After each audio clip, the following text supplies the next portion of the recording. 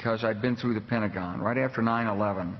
About 10 days after 9/11, I went through the Pentagon and I saw Secretary Rumsfeld and Deputy Secretary Wolfowitz. I went downstairs just to say hello to some of the people on the Joint Staff who used to work for me, and one of the generals called me in. He said, "Sir, you got to come in. You got to come in and talk to me a second." I said, "Well, you're too busy." He said, "No." He says, "We've made the decision. We're going to war with Iraq." This was on or about the 20th of September. I said, "We're going to war with Iraq. Why?" He said, "I don't know." He said, "I guess they don't know what else to do."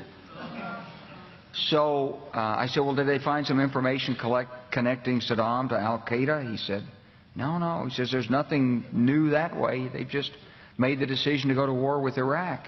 He said, "I guess it's like we don't know what to do about terrorists, but we've got a good military and we can take down governments." And he said, "I guess if the only tool you have is a hammer, every problem has to look like a nail." So I came back to see him a few weeks later, and by that time we were bombing in Afghanistan. I said, "Are we still going to war with Iraq?" And he said, "Oh, it's worse than that." He said, he reached over on his desk, he picked up a piece of paper, and he said, I just got this down from upstairs, meaning the Secretary of Defense's office today, and he said, "This is a memo that describes how we're going to take out 7 countries in 5 years, starting with Iraq and then Syria, Lebanon, Libya, Somalia, Sudan, and finishing off Iran." I said, "Is it classified?" He said, "Yes, sir." I said, "Well, don't show it to me."